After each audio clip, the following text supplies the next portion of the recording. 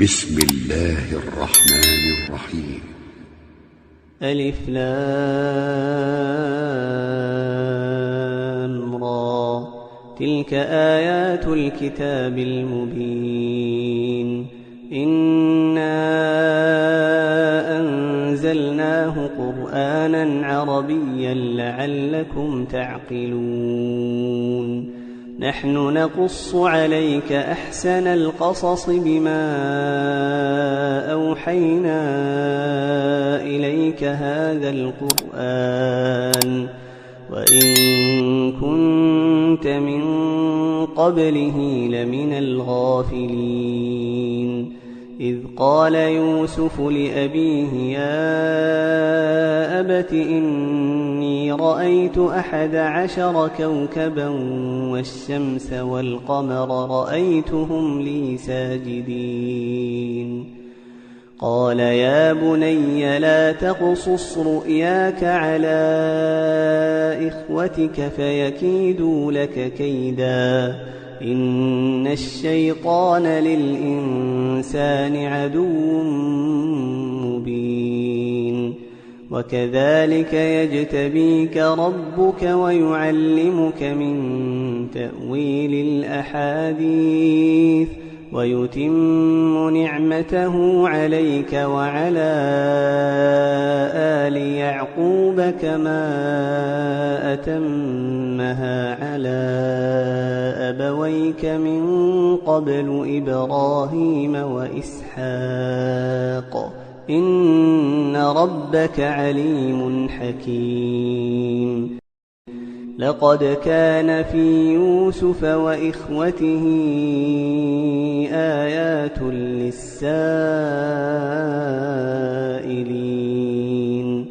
إذ قالوا ليوسف وأخوه أحب إلى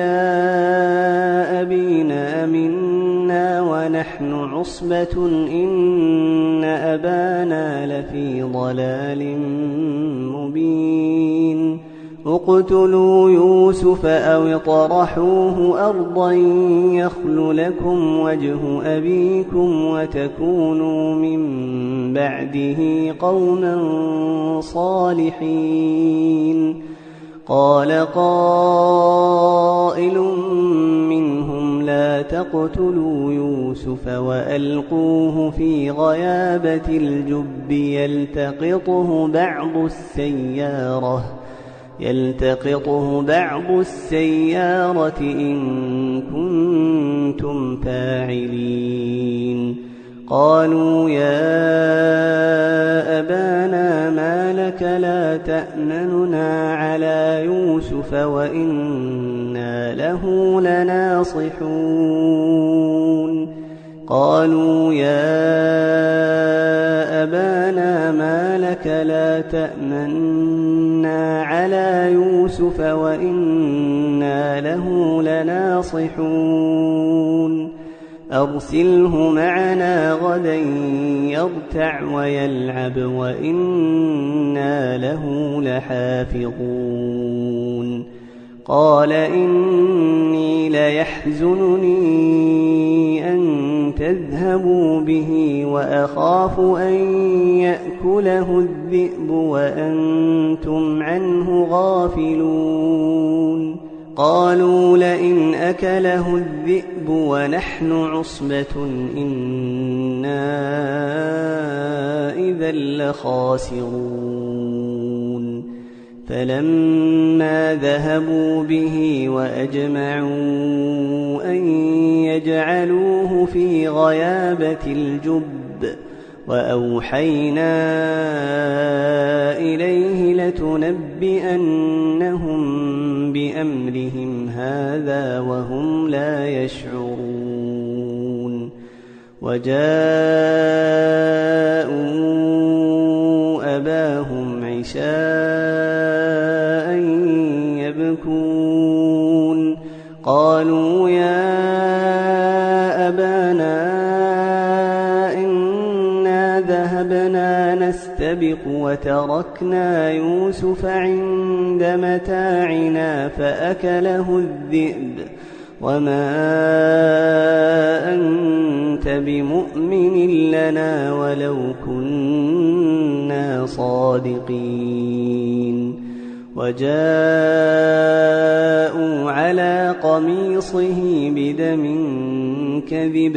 قال بل سولت لكم أنفسكم أمرا فصبر جميل والله المستعان على ما تصفون. وجاءت سيارة فأرسلوا واردهم فأدلى دلوه قال يا بشرى هذا غلام وأسروه بضاعة والله عليم بما يعملون وشروه بثمن بخس دراهم معدودة وكانوا فيه من الزاهدين.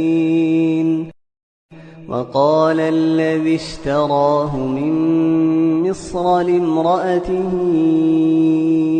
أكرمي مثواه عسى أن ينفعنا أو نتخذه ولدا وكذلك مكنا ليوسف في الأرض ولنعلمه من تأويل الأحاديث والله غالب على أمره ولكن أكثر الناس لا يعلمون. ولما بلغ أشده آتيناه حكما وعلما وكذلك نجزي المحسنين. وراودته التي هو في بيتها عن نفسه وغلقت الأبواب وقالت هيت لك قال معاذ الله إنه ربي أحسن مثواي إنه لا يفلح الظالمون. ولقد همت به وهم بها لولا أن رأى برهان ربه كذلك لنصرف عنه السوء والفحشاء إنه من عبادنا المخلصين. واستبق الباب وقدت قميصه من دبر وألف يا سيدها لدى الباب قالت ما جزاء من أراد بأهلك سوءا إلا أن يسجن أو عذاب أليم. قال هي راودتني عن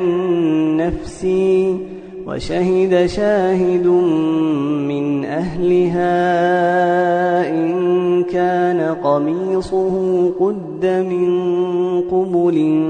فصدقت وهو من الكاذبين وإن كان قميصه قد من دبر فكذبت وهو من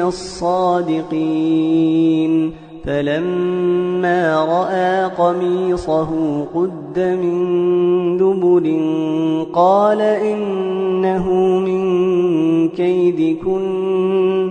إن كيدكن عظيم. يوسف أعرض عن هذا واستغفري لذنبك إنك كنت من الخاطئين. وقال نسوة في المدينة امرأة العزيز تراود فتاها عن نفسه قد شغفها حبا إنا لنراها في ضلال مبين.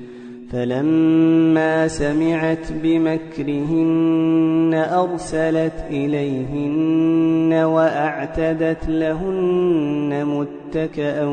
وآتت كل واحدة منهن سكينا وقالت اخرج عليهن فلما رأينه أكبرنه وقطعن أيديهن وقلن حاش لله ما هذا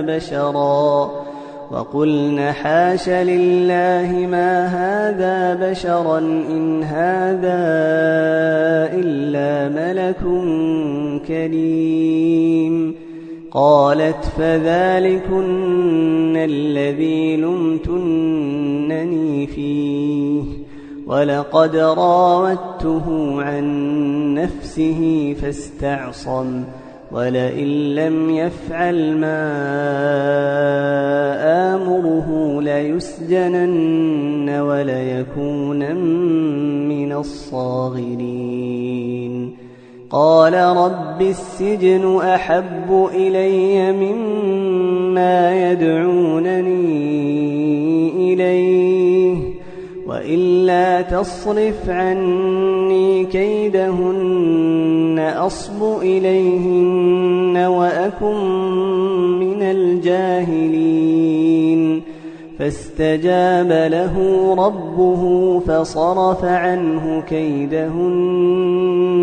إنه هو السميع العليم. ثم بدا لهم من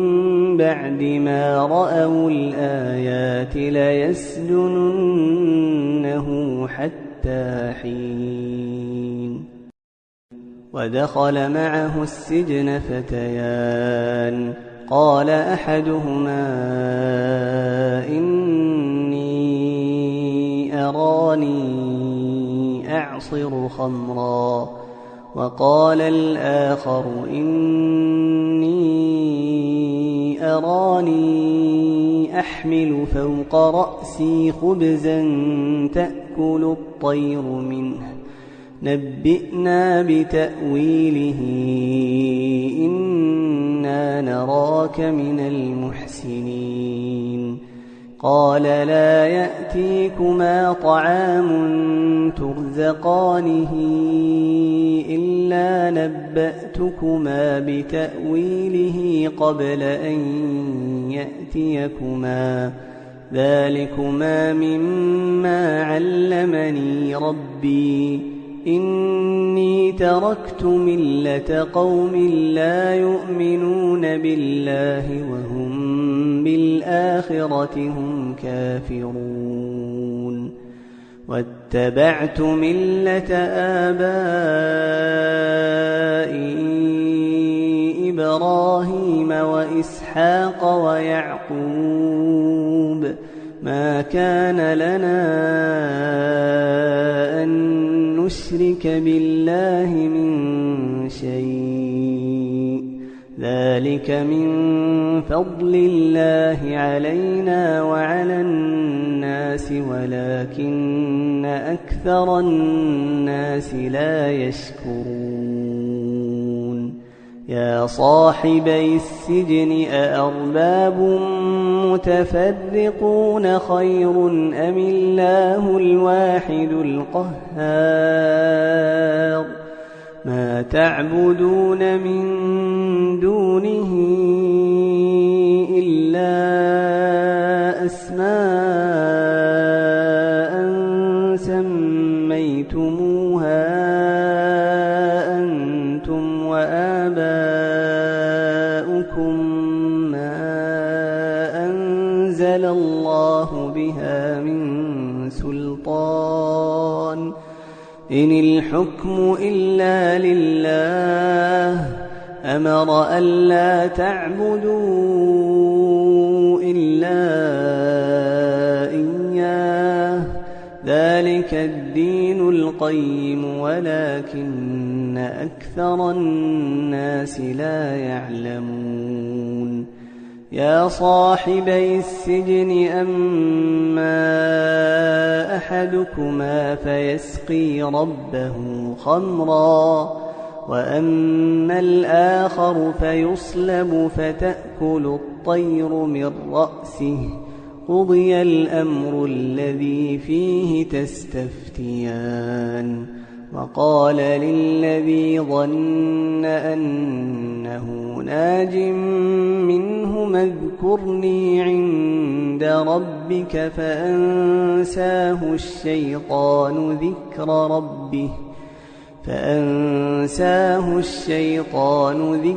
ربه فلبث في السجن 9 سنين. وقال الملك إني أرى 7 بقرات سمان يأكلهن 7 عجاف و7 سنبلات خضر وأخر يابسات يا أيها الملأ أفتوني في رؤياي إن كنتم للرؤيا تعبرون. قالوا أضغاث أحلام وما نحن بتأويل الأحلام بعالمين. وقال الذي نجا منهما وادكر بعد أمة أنا أنبئكم بتأويله فأرسلون. يوسف أيها الصديق أفتنا في 7 بقرات سمان يأكلهن 7 عجاف و7 سنبلات خضر وأخر يابسات لعلي أرجع إلى الناس لعلهم يعلمون. قال تزرعون 7 سنين دأبا فما حصدتم فذروه في سنبله إلا قليلا مما تأكلون. ثم يأتي من بعد ذلك 7 شداد يأكلن ما قدمتم لهن إلا قليلا مما تحصنون. ثم يأتي من بعد ذلك عام فيه يغاث الناس وفيه يعصرون. وقال الملك ائتوني به فلما جاءه الرسول قال ارجع إلى ربك فاسأله ما بال النسوة اللاتي قطعن أيديهن إن ربي بكيدهن عليم. قال ما خطبكن إذ راوتن يوسف عن نفسه قلن حاش لله ما علمنا عليه من سوء. قالت امرأة العزيز الآن حصحص الحق أنا راودته عن نفسه وإنه لمن الصادقين. ذلك ليعلم أني لم أخنه بالغيب وأن الله لا يهدي كيد الخائنين. وما أبرئ نفسي إن النفس لأمارة بالسوء إلا ما رحم ربي إن ربي غفور رحيم. وقال الملك ائتوني به أستخلصه لنفسي فلما كلمه قال إنك اليوم لدينا مكين أمين قال اجعلني على خزائن الأرض إني حفيظ عليم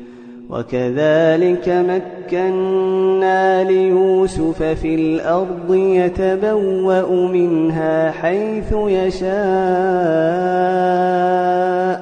نصيب برحمتنا من نشاء ولا نضيع أجر المحسنين ولأجر الآخرة خير للذين آمنوا وكانوا يتقون وجاء إخوة يوسف فدخلوا عليه فعرفهم وهم له منكرون ولما جهزهم بجهازهم قال ائتوني بأخ لكم من أبيكم ألا ترون أني أوفي الكيل وأنا خير المنزلين فإن لم تأتوني به فلا كيل لكم عندي ولا تقربون قالوا سنراود عنه أباه وإنا لفاعلون وقال لفتيانه اجعلوا بضاعتهم في رحالهم لعلهم يعرفونها إذا انقلبوا إلى أهلهم لعلهم يرجعون فلما رجعوا إلى أبيهم قالوا يا أبانا منع منا الكيل فأرسل معنا أخانا نكتل وإنا له لحافظون قال هل آمنكم عليه إلا كما أمنتكم على أخيه من قبل فالله خير حافظا وهو أرحم الراحمين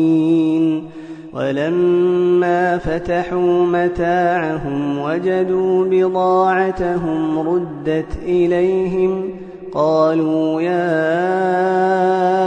أبانا ما نبغي هذه بضاعتنا ردت إلينا ونمير أهلنا ونحفظ أخانا ونزداد كيل بعير ذلك كيل يسير قال لن أرسله معكم حتى تؤتون موثقا من الله لتأتونني به إلا أن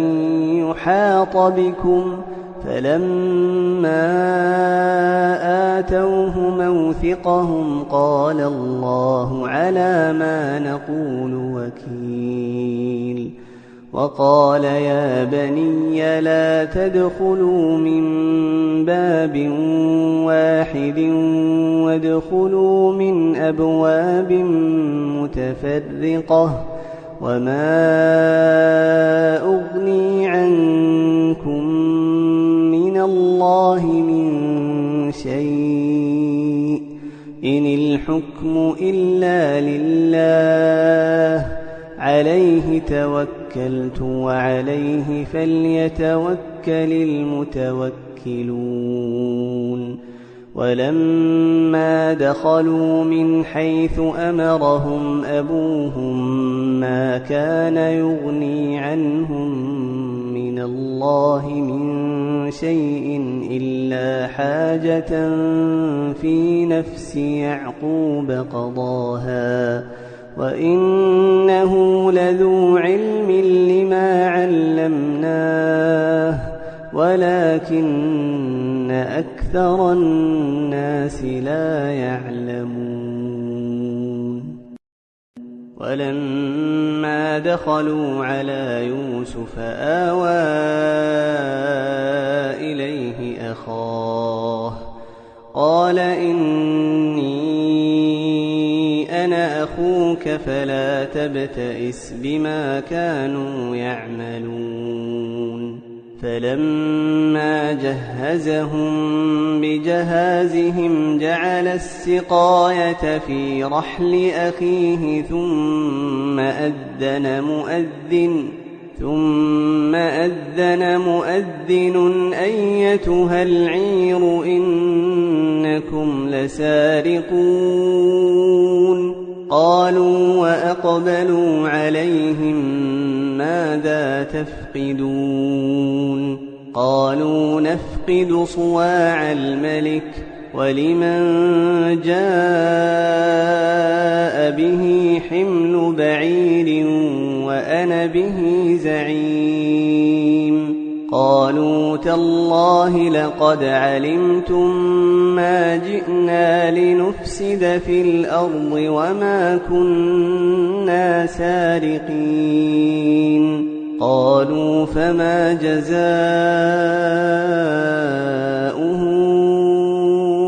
إن كنتم كاذبين قالوا جزاؤه من وجد في رحله فهو جزاؤه كذلك نجزي الظالمين فبدأ بأوعيتهم قبل وعاء أخيه ثم استخرجها من وعاء أخيه كذلك كدنا ليوسف ما كان ليأخذ أخاه في دين الملك إلا أن يشاء الله نرفع درجات من نشاء وفوق كل ذي علم عليم قالوا إن يسرق فقد سرق أخ له من قبل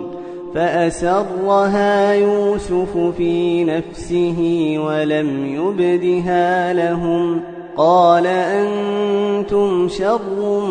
مكانا والله أعلم بما تصفون قالوا يا أيها العزيز إن له أبا شيخا كبيرا فخذ أحدنا مكانه إنا نراك من المحسنين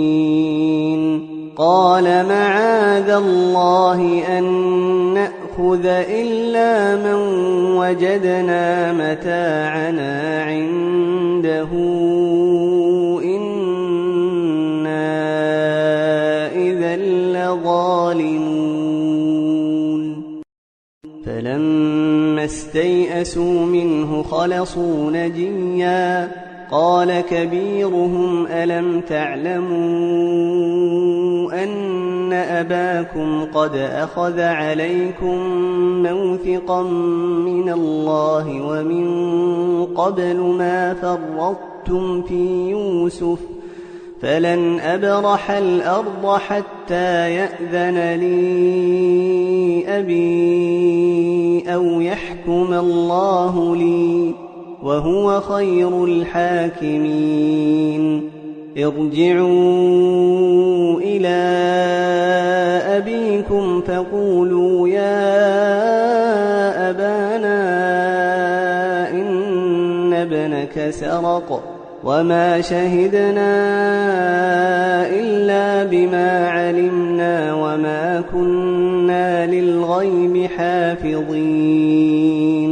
واسأل القرية التي كنا فيها والعير التي أقبلنا فيها وإنا لصادقون قال بل سولت لكم أنفسكم أمرا فصبر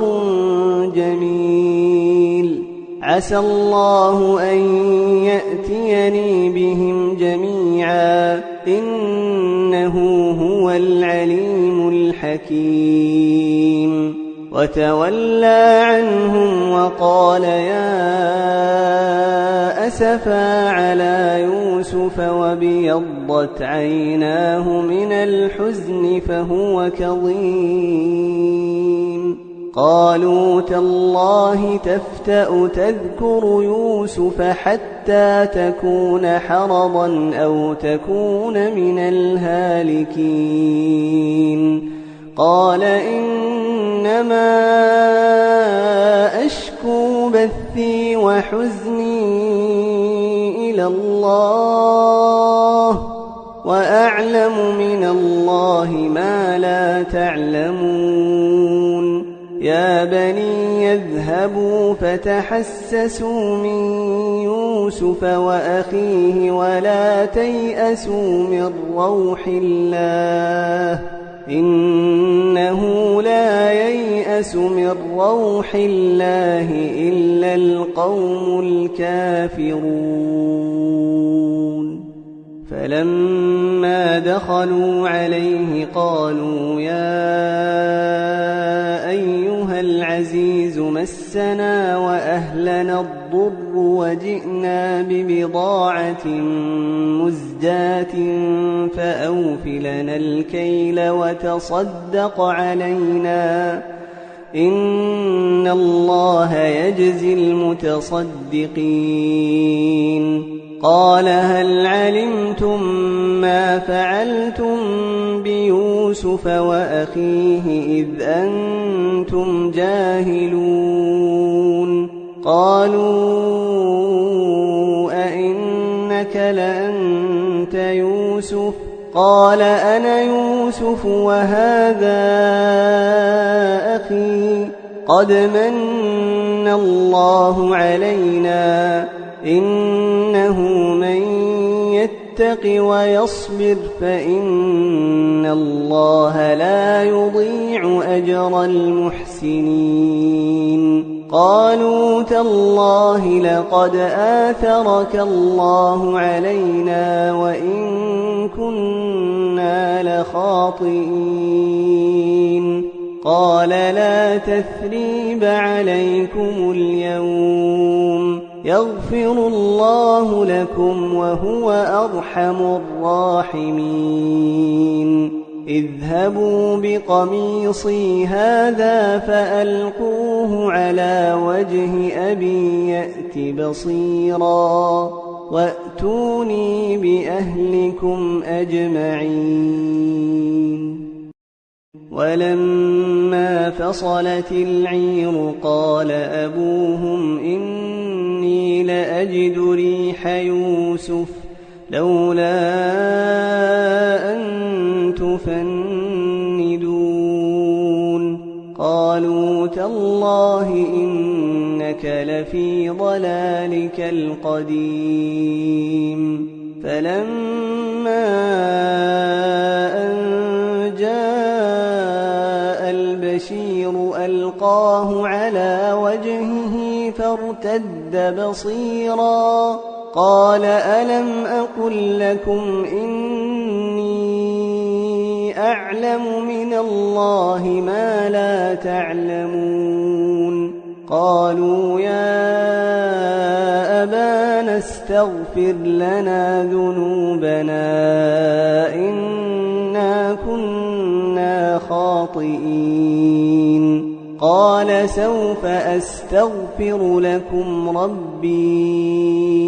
إنه هو الغفور الرحيم فلما دخلوا على يوسف آوى إليه أبويه وقال ادخلوا مصر إن شاء الله آمنين ورفع أبويه على العرش وخروا له سجدا وقال يا أبت هذا تأويل رؤياي من قبل قد جعلها ربي حقا وقد أحسن بي إذ أخرجني من السجن وجاء بكم من البدو من بعد أن نزغ الشيطان بيني وبين إخوتي إن ربي لطيف لما يشاء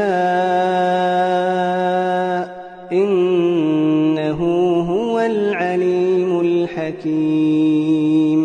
رب قد آتيتني من الملك وعلمتني من تأويل الأحاديث فاطر السماوات والأرض أنت ولي في الدنيا والآخرة توفني مسلما وألحقني بالصالحين ذلك من أنباء الغيب نوحيه إليك وما كنت لديهم إذ أجمعوا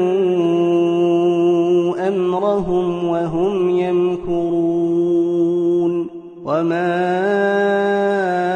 أكثر الناس ولو حرصت بمؤمنين وما تسألهم عليه من أجر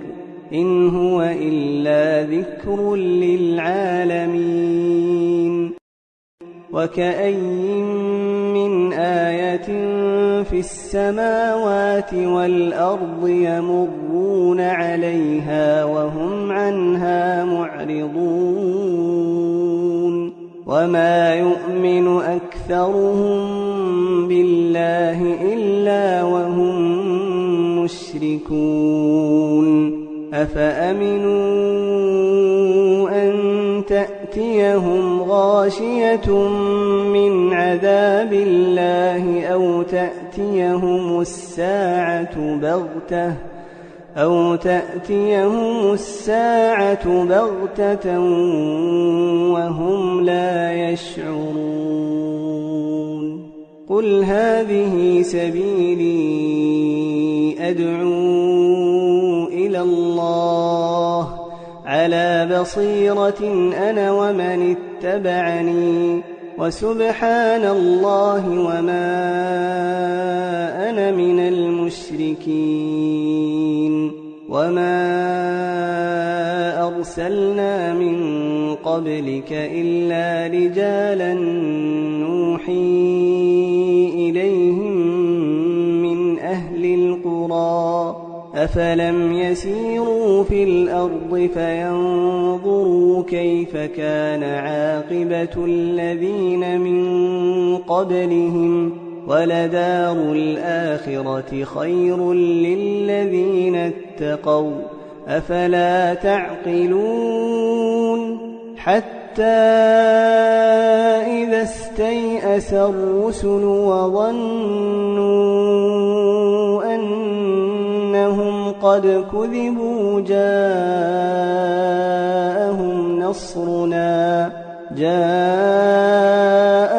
نصرنا فنجي من نشاء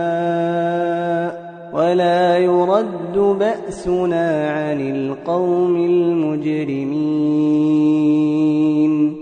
لقد كان في قصصهم عبرة لأولي الألباب ما كان حديثا يفترى ولكن تصديق الذي بين يديه وتفصيل كل شيء وهدى ورحمة لقوم